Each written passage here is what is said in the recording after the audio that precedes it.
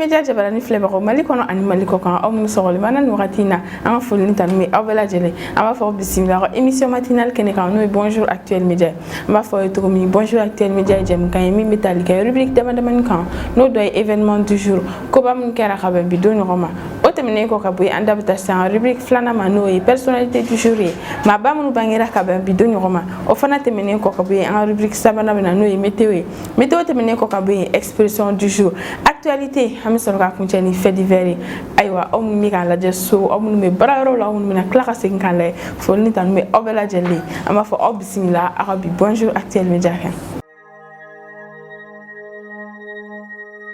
ayiwa an bɛ bi ta daminɛ ni événement du jour ye koba minnu kɛra ka bɛn bi don ɲɔgɔn ma n'o ye le 15 février 2022 ayiwa le 15 février 1959 début à Zurich d'une conférence sur l'indépendance de Chypre ayiwa Zurich kɔnɔna na u ye conférence kɛ Chypre indépendance senfɛ o kɛra ka bɛn bi don ɲɔgɔn ma n'o ye le 15 février 1959 o fana tɛmɛnen kɔ ka bɔ yen le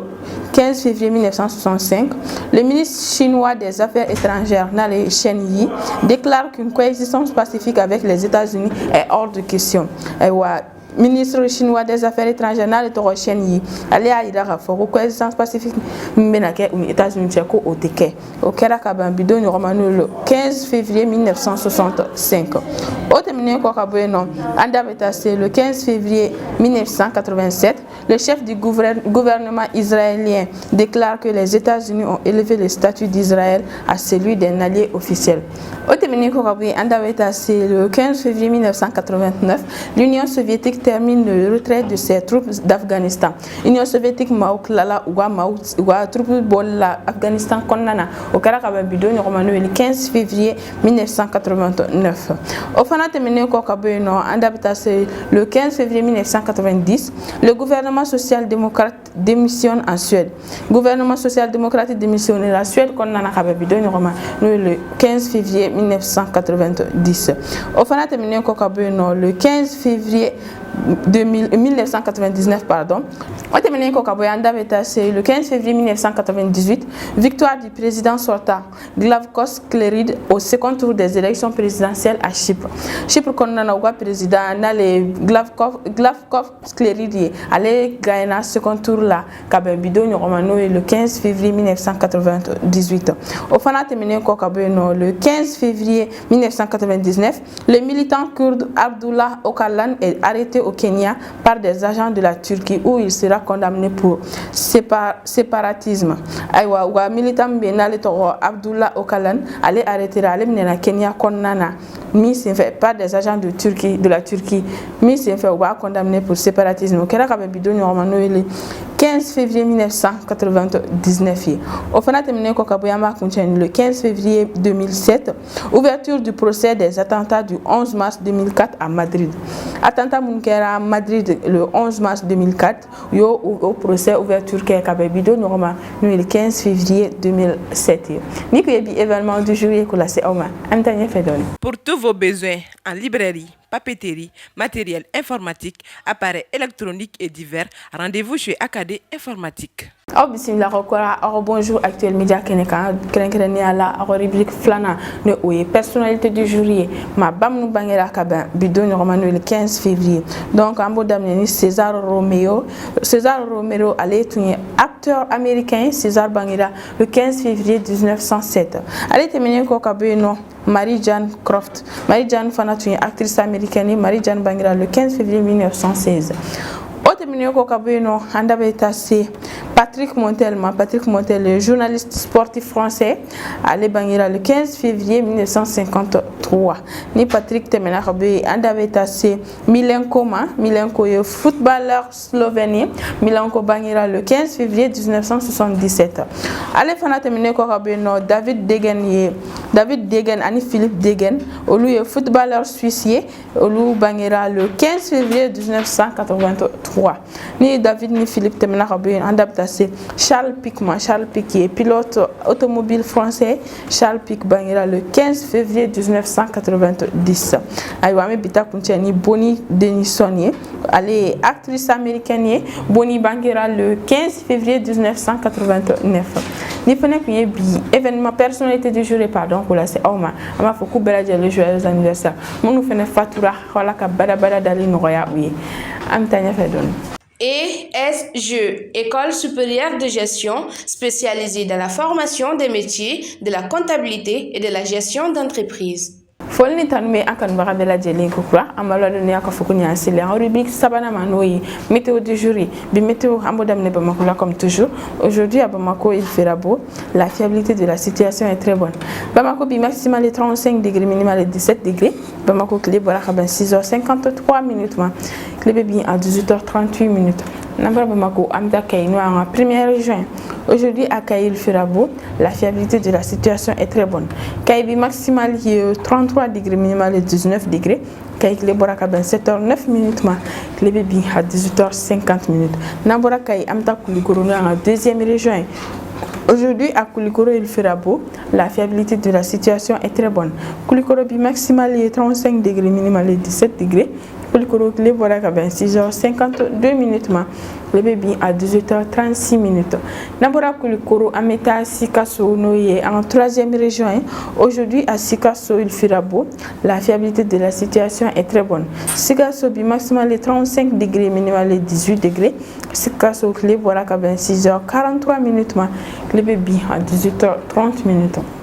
Nambora Sikasso Amta Ségou dans la 4e région. Aujourd'hui à Ségou il fera beau. La fiabilité de la situation est très bonne. Ségou bi maximal est 33 degrés, minimal est 17 degrés. Ségou Clé Boraka 6h47 minutes. Clé Bébi à 18h30 minutes. Nambora Ségou Amta Mopti dans la 5e région. Aujourd'hui à Mopti il fera beau. La fiabilité de la situation est excellente. Mopti bi maximal est 33 degrés, minimal est 17 degrés. Mopti Clé Boraka 6h40 minutes. Clé Bébi à 18h21 minutes. Nambora Mopti Amta Tombouctou dans la 6e région. Aujourd'hui à Tombouctou il fera beau.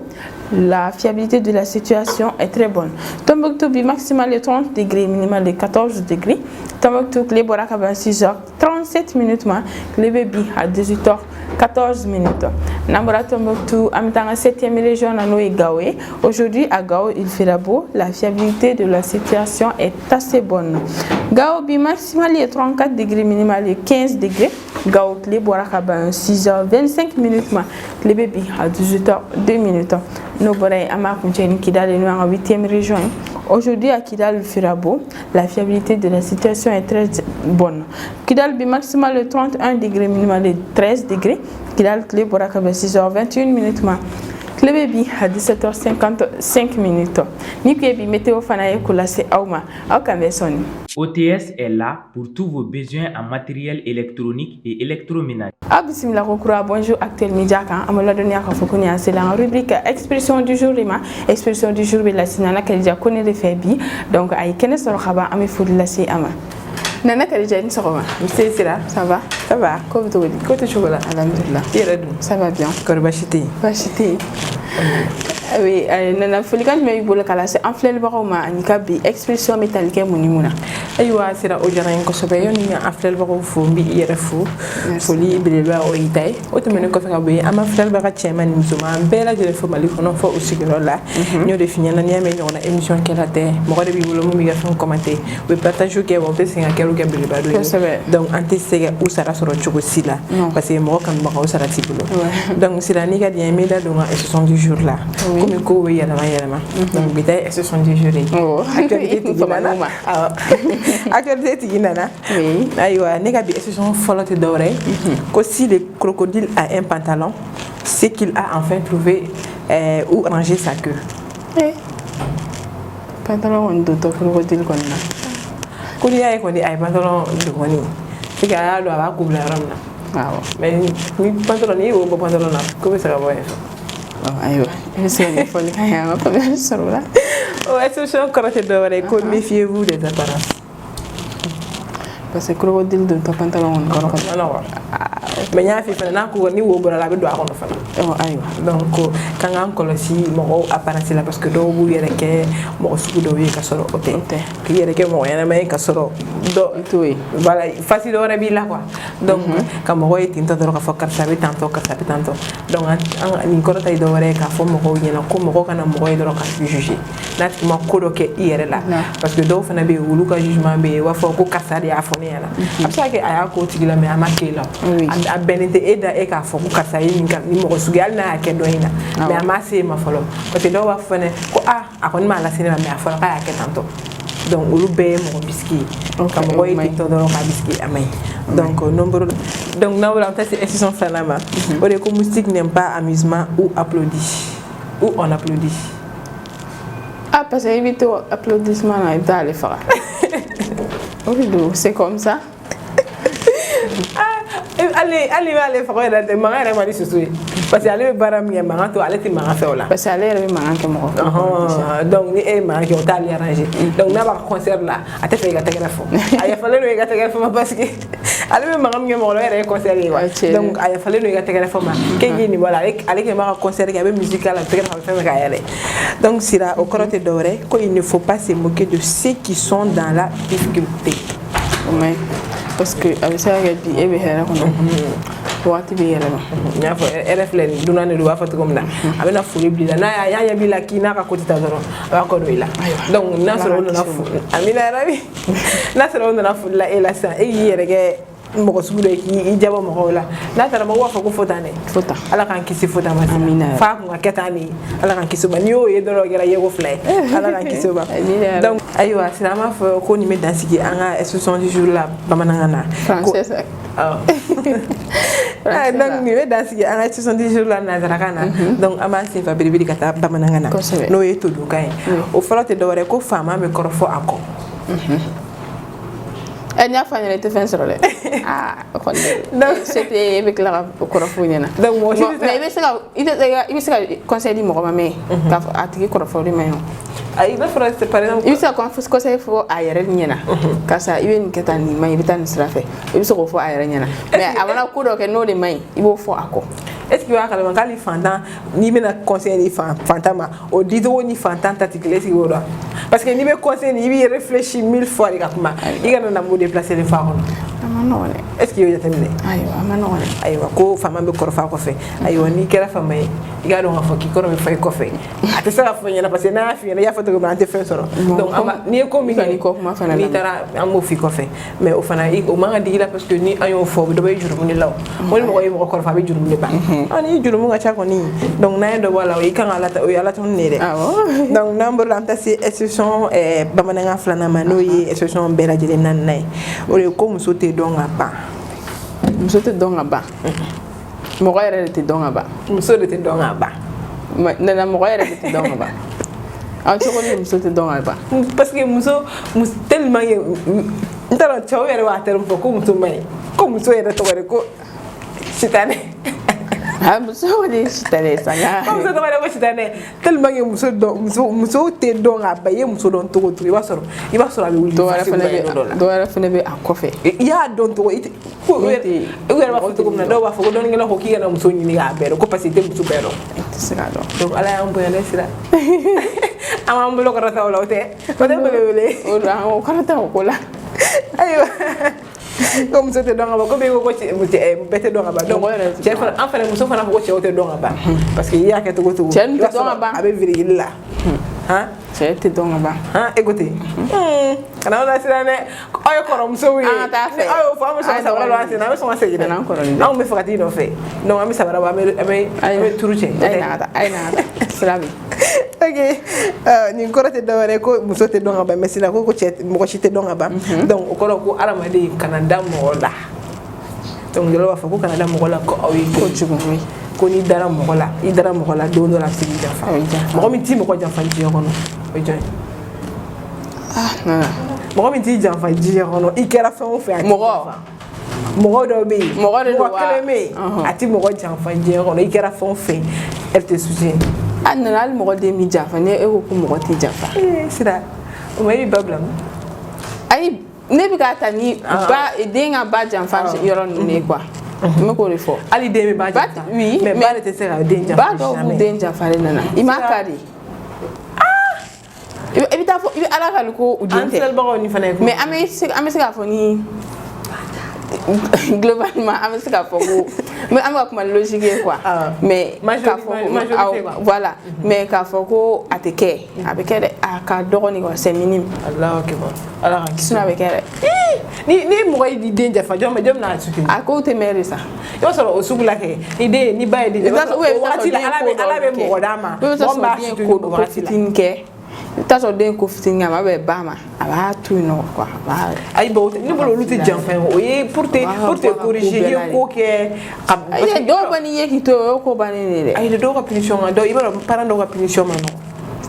ako do tay dati na lay do bi guerre ya taka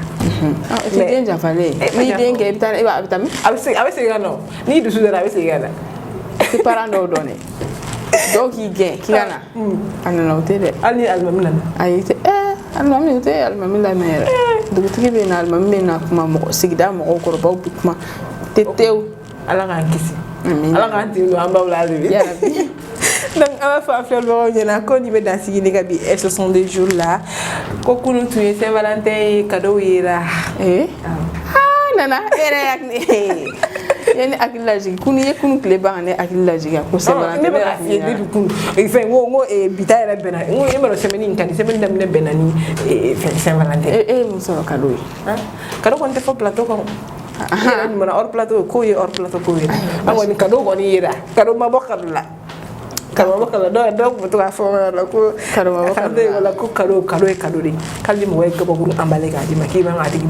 ko parce que na wesa parce que le fait ya bo ngani ala ka gaba guru ambale ata ayo effort de fourni ga keo kala ta yini ki isugandi ga di ma ko be do e quoi donc kalo be kalo ne data ame fou ama fo aflel ba ko bela jele ni na ku be joyeux Saint-Valentin kala ga sanore ta ira kenela joyeux Saint-Valentin à tous les amoureux du monde. À tous les amoureux du monde. Principalement dans la drame. Quand ala ga samara cadeau doublé ou triplé ou quadruplé. Bah j'étais alors comme donc il va dans ce qui n'est pas ce jour là. Ala ga semaine diana comme madame la diana de comme ala ga to bela de weekend jara. Semaine. Et voilà ga semaine diana faut weekend jara to. Non il fait ça. Mais na faut semaine dame la diana to comme. Et kunu mu de Saint-Valentin. Amala na Saint-Valentin. Ne kun woni weekend mais quoi. D'accord. Le va bien dans les expressions de la famille chama sur là. Donc ami remercier là. Ni tu nana Khadija kuni kana expression du jour là c'est amant j'espère que famille chama sur là na fane kana a famille to comme na fili bile baba yi o là. Sistra Technologies est une société de prestation de services et de commerce, évoluant dans le domaine des nouvelles technologies de l'information et de la communication, la fourniture de matériels biomédicaux, la bioinformatique. Expression du jour terminée quoi non adapna c'est fait divers bi là c'est amnata y kulibal de febi donc a fana kene soro ka ba amé foli là c'est ama amnata une soro c'est la calme même quand fait bah c'était là alhamdulillah yere dum bah je fais une clef là tiena que la femme c'est lenga ka dum ay pa ne de c'est lenga donné pour la Paris né parisienne di doro comme pour la Bruxelles de pour Paris avec mes Paris avec mes Bruxelles mais on jale no soupelina o fana absega yow kodi obsega onyena nouvelle technologie là on est à l'ère numérique ah oui ko obsega que voilà ah ouais on a to mini carte na we Paris ay de mini carte wa en tout cas bon mu chela on ta ma aussi on blé non même pas kana ni faut ça man ma ni mo mene te wala ko man ma ko tele ndok mu kunay lu te fer la Paris al kasina wu tigana bi donc eta kala tiga kane sa mo te ku fe donc en foli ba we aw ni fla kara fa vraiment kala fa aw dansi si o jarani foli gan me bi bulam neta khala si en flel ba ma ni wati na ni ka bi bel verbe tali ka moni muka fol ne tam ni be en flel ba ka chena am so dem sen ma horoba sera foli le ba yerete merci bien j'espère que bano be bana bana so mara na babu mbene bolo de foli ni tanuni ani wale mandon ko ke OK ko kɛrɛnkɛrɛnnenya k'o di an ka vendeur ambulant ma n'an b'a fɔ minnu bɛ yalali ka feere kɛ voilà surtout sifinaka minnu b'a kɛ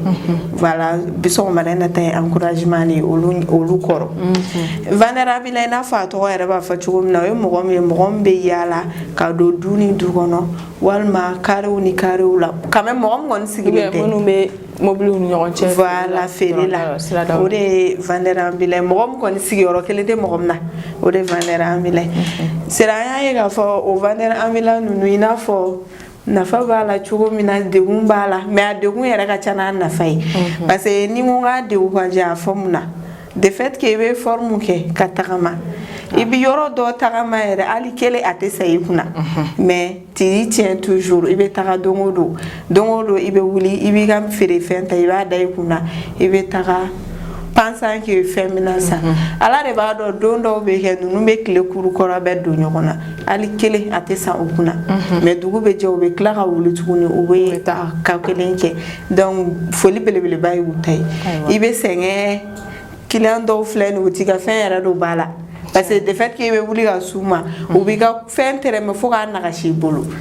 donc a ko kuma ka ca kojugu dɔw fana b'i wele u b'i ka fɛn minɛ k'a lajɛ i yɛrɛ espérer ba k'a bɛna san a tigi b'i lakuma k'i lakuma fo ka na kɛ i yɛrɛ sɛgɛnnen don ka sɔrɔ k'a fɔ k'a ka ɲi nɔ ko sanni ma bɔ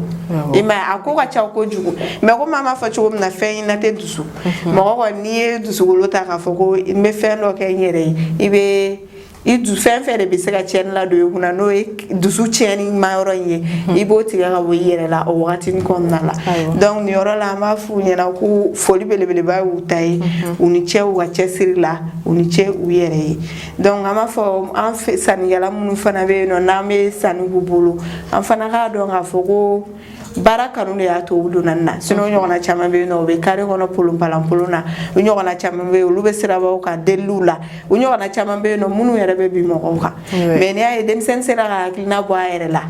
kalan ma diya dɔw la dɔw yɛrɛ b'a ni u ka kalan kɛ parallèlement k'a fɔ ko n bɛ fɛ ka fɛn dɔ ɲini n yɛrɛ ye c'est que dusu de b'a la o tigi kan ka dɛmɛ n'an m'o tigi dɛmɛ an ka n'a décourager et puis n'i y'a dɔn i tɛ se ka feere a ka feerefɛn san n'i b'a dɔn a wari ka ca i ma a labila tout bonnement o ka fisa i ka na a tigi voilà k'a tigi la fɛn cogoya dɔ la i tɛna san i bɛ n'a décourager ça fait très mal donc sɔgɔmada in na sira o de tun b'an bolo ka lase an filɛlibaga cɛ n'a muso ma ko kunu kɛla Saint-Valentin an kɔni an ye mobili sɔrɔ ok awɔ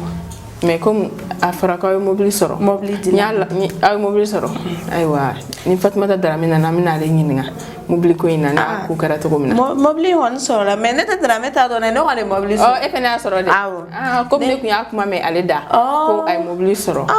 c'est que i m'a ye an ka sugu jala de aw jara awɔ aw ye feerekɛlaw ye Mayiga ye mobili san ayi cɛ de bɛ ne bolo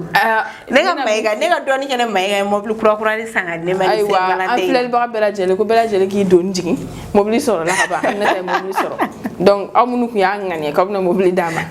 ayi mais o t'a tiɲɛ dɛ m'aw deli a ye n'a di ne ma a tɛ ne bolo ne ma cadeau sɔrɔ ne ma foyi sɔrɔ donc aw bɛ se ka n'a di ne ma a k'ale to yen ani Fatumata Darame fana ko k'a y'a sɔrɔ tiɲɛna aw bɛ se k'u to yen ayi o t'a tiɲɛ hali n'i ye fɛn sɔrɔ ni dɔ farala a kan farankan ka di bɛɛ ye e tɛ fɛ ne fana ka farankan ka di bɛɛ fo n'a kɛra sinamuso e tɛ fɛ ne ka bɔ n sen na ayi mais e bɛ dɔ la ka ban n bɛ moto taxi ta de la mobili nɔgɔyara aw ye sisan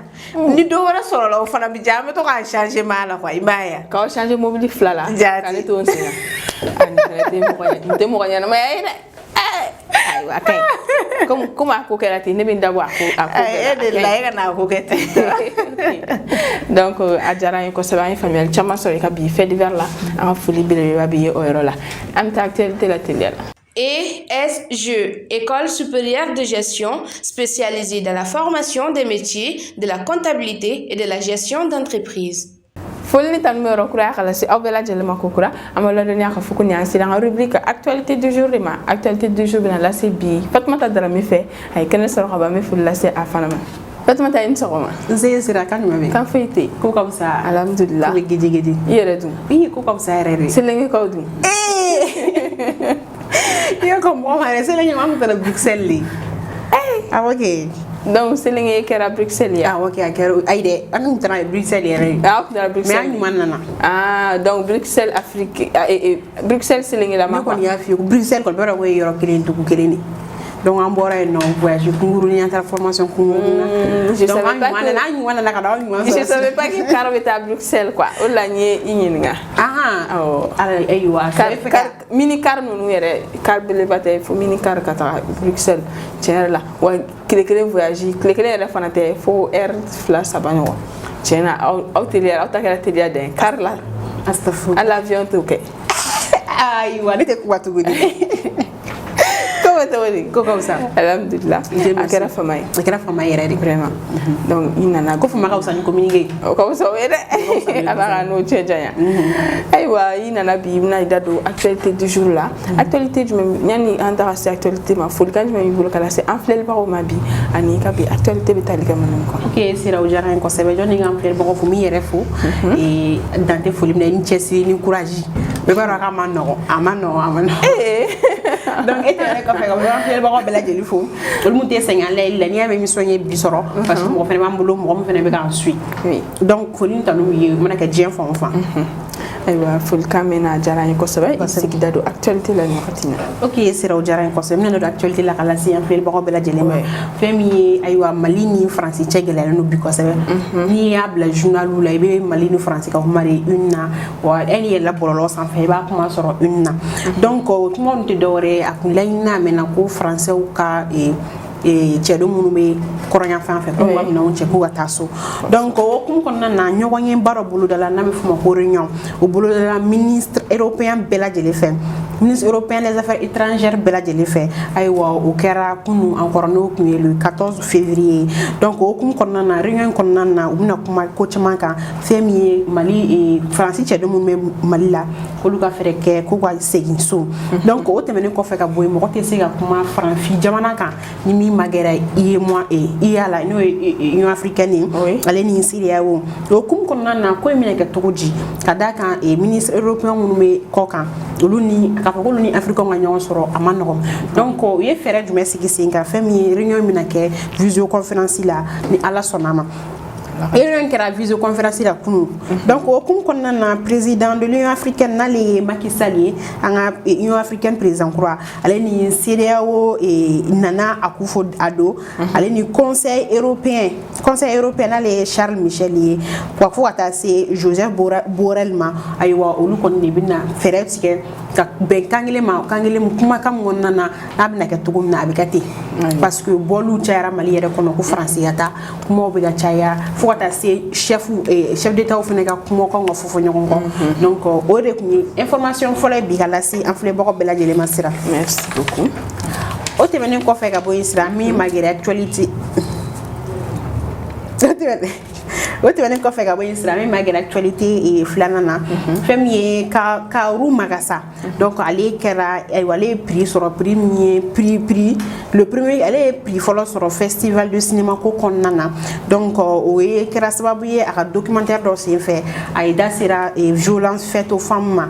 kerengeraniana mali muso joani juya mun me ke u fanfɛ oni barbaria ko mun me ko fanfɛ kuma no kan donc ale ikra mo folo e franfi fene ka ni prix soro premier prix du festival de cinéma soro akilna jigina kuma la sunyana journaliste reporter do donc mali correspondant do TV5 correspondant do reni RFI documentaire ko konna la mali konna d'accord donc sirawo temene ko feka boya me bi actualité kun tani Tunisie JMB ka kala yoro be ka kala mais Tunisie ko fene ka yoro chauffer no bi ko sebe donc aywa fami Tunisien wa président na le Kaïsi ale Kaïsi de droit non Kaïs Saïdi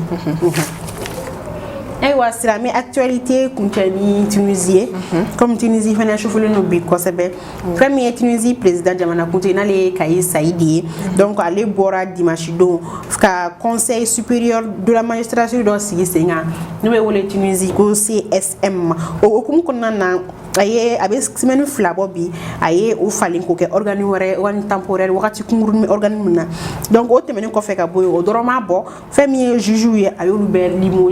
limogé te dawre ka danser ou ka parala donc o temene ko fe ka boy quelques heures après parce que kuma kan fora dimanche donc quelques heures après femi e mo bora dugula do bora ka manifester pour mettre jo mo kemena ni ñonana et yu rassembler crégrani na Tunisie jamana kono ka ira ka fo ko be liberté de corps et ka ira ka fo liberté de corps du na magistrat o be dissous o ikara doué o se que pouvoir législatif fait ko des président a ko temena adanga donc ame dori ke sala ka tunisien fina la kula kanda la ka dien be suma parce que yorobe ka kala ko sabe ala ko do amira ala ka nyuma wonyuma na fene aywa ay era de ko be ay ne ka dori ke d'accord mais do lamne dawo do lamne kay ko sebe nan ngai ikana sika ite sika wuli ni mi dado iga Saint-Valentin ko na do foya ne be fege fena ka kado do kado ne ko sika ne kado jol mi dalaw mi na ko na ka mo buli soro mais mo buli sera ma biere di ni mo buli ko ra sa o nyela ko sebe ala ko ala ka inna fala bo ala amira bi ala ka kisi ne ga toroma amina rabi ala ki kisi ne ga toroma amira bi ala ko do ne aywa munu be fera mo buli dama kay mo buli soro ba sika ay mo buli ma soro ne ayo que parenthèse din mo soro kado la ma foi soro kado la fala pour le moment ma foi soro mais comme pour ne que c'est volontaire ça ga bi jamais binishin lewa vendredi do me résumé que na kera to no ta